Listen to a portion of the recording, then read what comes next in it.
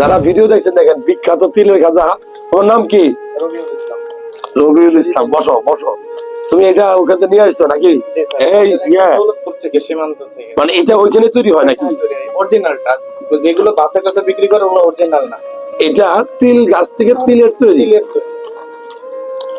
মাশাআল্লাহ। এটা কি এখনই খাওয়া যাবে? সুবহানাল্লাহ। যারা ভিডিও দেখছেন, ওয়াও, এটা তো অরিজিনাল। হ্যাঁ, খাবি? খাও, তুমি একটু খাও।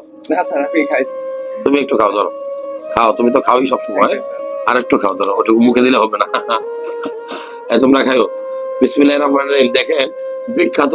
আমি কিন্তু এখন থেকে 2 মিনিট আগে জানতাম না যে এত সুন্দর জিনিস কুষ্টিয়া থেকে অরিজিনাল তিলের তৈরি। তিল কিন্তু খুব উপকারী। তিল, তিসি, চিয়া সিড এগুলা শরীরে প্রচুর পরিমাণে আপনাকে ভিটামিন দিবে, ক্যালসিয়াম সবচেয়ে বেশি দিবে, আয়রন দিবে। সো নিয়মিত এইরকম তিল খাওয়ার চেষ্টা করবেন। আমি খাই নাকি?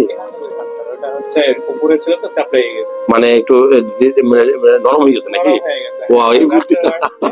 আচ্ছা ঠিক আছে, বিসমিল্লাহির রহমানির রহিম। সেই স্বাদ।